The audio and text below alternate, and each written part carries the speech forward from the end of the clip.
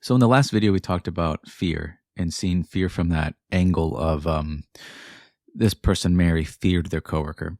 But really, I wrote two things that I think relate specific, not just to the story, but to our lives. Is that the first thing is that your worth is not dependent. Your worth as a person, just as a being, is not dependent upon validation from others, right? You hear this all the time, but what does that really mean? It actually means in both accounts, whether it's praise or hate, this doesn't add to your worth, nor does it take away. If you receive hate, it doesn't take away from your worth. Nor is it if you hear praise, it adds to you. You can't add to your worth. Your worth is an inherent part of your existence. It doesn't matter. Anything else, nothing else really can affect it. But so then why does it get affected? It gets affected because we get persuaded to be insecure about ourselves. But what does that mean? That means that we're actually afraid of ourselves. So the same way Mary's afraid of the coworker, Mary's actually afraid of herself. And it sounds strange when you hear it initially, but it's true. We are quite literally afraid of ourselves. We're afraid that we're going to have to accept something about ourselves. We're afraid of the next thought we're going to think. We're afraid of the thoughts that we think. We're afraid of what we do inside of ourselves. We're afraid of ourselves to a large extent. But just as this person, Mary, overcame the fear by going through it, so I wrote something else that said, "It is out of the womb of our insecurities that a fearless self is born." Because when we acknowledge that these insecurities, which are fears of the self, aren't real, when we confess them and we realize they're not really real, there's something we've conjured and created inside of ourselves, it disappears. All of a sudden, you're less afraid. And if more and more of an image of less fearful you starts to be born, it starts to come out from within. And this relates to Neville's work because you are the awareness behind, the conceiver behind the conception. You're the awareness behind the insecurity. And you're the awareness behind, I guess, the fulfillment of that insecurity. You're the awareness no matter what. And that it is through our awareness that we have our worth. So if you link your worth to awareness, that means it can't be validated or invalidated. Because that would mean that you would have to go outside of yourself to validate it or invalidate it. And this is really strange to hear in our time, because our time, maybe it's always been like this, but seeking out the outside to validate what's within is what the entire world does, right? That is what we quite literally made systems for this, like for receiving external validation, right? And the receiving, it's not really the problem. It's really more the intention. If you do things to try to get validated because you can't validate yourself, then yeah, it's almost like you're in Neville's terms, it would be like you're seeking signs before you change your state. You're looking to see if it's out there so that you can finally have it within. It's the same idea. But I'm more speaking in terms of worth rather than trying to get an object in space. I mean, internally, we have an inherent worth about ourselves. And when this gets persuaded, when we get persuaded out of it through assumptions about ourselves, some insecurity, we can fall apart and be convinced that we are our insecurities, but we're not. We're always the being behind it. You can't be the conception. And then when you look at it from this angle, you do see a world that requires you to be insecure for it to function. It's really strange, but if you go back within yourself, you will realize that there is nothing to be insecure about inside your imagination. Whereas where you actually live, there's nothing to really be afraid of in here. No matter how scary the thought, you don't have to be afraid of. Let's think of it this way. I want you to picture if you fall asleep tonight and you had a dream and you're being, the typical being chased by a monster, or let's say there's a monster in your dream, some monstrous being is in your dream and you feel afraid of it. This monster just represents your fear. It could represent an insecurity, regardless. It just represents fear itself. And it makes itself known to you through this either personification, or it makes itself known to you through some formation of symbols in the mind. And you'll notice that you'll fight it. You might become violent with it and fight it, but it grows. Or you don't really defeat it.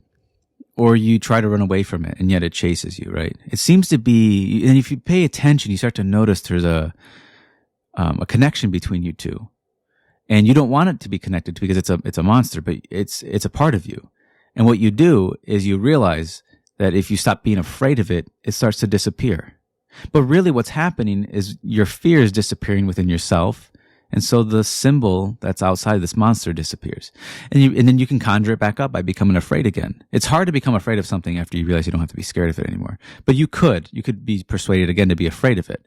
But then if you realize that it's dependent upon you, although the monster appears independent, the insecurity may feel independent. It feels like it's happening to you. Just like in a dream, it feels like the monster is chasing you. It isn't. It is dependent. That's why William Blake said, although it appears without, it is within. Just like a dream. Dreams appear to be independent, don't they?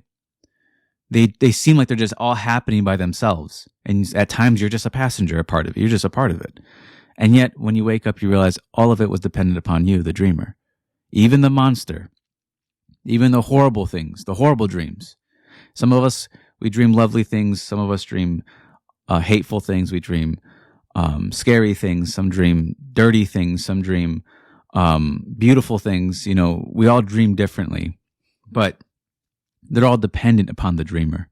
Even an insecurity. But an insecurity to me is a persuasion. It's a distortion of the true image, which is a distortion of yourself, of your self-worth. It's basically telling you that you need to have something external to fix the worth within you. And that's not how it works. You have to just acknowledge that worth is dependent upon awareness or existence itself. Once you realize that, everything else is secondary. Nothing can really take it away or add to you. When you accept that, you start to become more free. And it just it disappears. So you stop being afraid of the monster, and all of a sudden the monster goes away. And you realize the monster was you. Not that you are a monster. That's not what I'm saying. It could be taken that way. That's not what I'm saying. I'm saying it's just a representation of the feeling of fear you have within you. You stop fearing it. You stop being afraid of things. You don't have to fear anything within you. You fear nothing within you. And all of a sudden, the scary thought kind of either goes away or it just doesn't have its same, what would you call it? It's not, there's no potency to it. Kind of just goes away. And so, yeah, that's how I would, I'm saying this in a short 8 minutes, but I could talk more about this. It's just when you realize your worth is not, it doesn't hinge on validation. It's connected directly to your awareness of being or your existence, whichever word you want. You kind of see how nonsensical the world is in a lot of ways, but you don't feel the same about it. You feel different about yourself. You changed. You become more grounded. You become more free. And there's nothing scary about accepting this. Although you accepting your worth might contradict everything you've thought of yourself. But why not contradict it? If it is true and it makes you freer and happier and it makes you feel more fearless and makes you dream bigger, why wouldn't you want to contradict it? Just contradict yourself. Okay, at one point you were insecure and now you're not. Just accept it. At one point you thought your worth was dependent upon the words of another person, and now you don't. It might be a shock, but why not? If it benefits you, it's going to benefit you. You know, I always try to look for ways to be more free on the inside. And you can't avoid fears. You have to stop being afraid of them within you. Stop being afraid of your own anxiety. You stop being afraid of your own thoughts. You stop being afraid of your own feelings. You stop fearing it all. You stop fearing yourself within yourself. And then you just start to express this fearless. That's why I said it is out of the womb of our insecurities that a fearless self is born. And I don't have a better way of putting it, but it's when we go through it, we come out differently. Everything inside is kind of like a womb or a door, and you either can take what's within you and come out of it the other side a different person, or you can remain the same as you are now. Um, that decision is always held in you, because the imagination is a world of choices. You're in a world of choice when you enter yourself. When we're on the outside, it feels like we have no choice. But on the inside, you are in an imaginal world of choice, and you decide what you choose in here. You decide what you're going to do. Are you going to fight the monster? Are you going to run away from it? Or are you just going to stop fearing it and you realize it's a representation of you? That's all I have for this one. I'm sure I could talk more. It's just I don't have much else to add on this specific video. But okay, I go live tomorrow. I'm probably going to go live in the evening for members. And yeah, if you guys want to check out anything else, my books, just go to the description. It's all there. But okay, I want to talk more about this. It seems like the last video helped out people more. It seemed more relatable. And I kind of wanted to give a more of a conceptual thought to that story, rather than just sort of give another example. I wanted to just give more of the thought process behind it. I think maybe in the next video I'll talk more about love and fear, and how when you I'm going to go on a tangent now. Like when you enter yourself, you realize there's only two polarities to a degree. It's love and fear.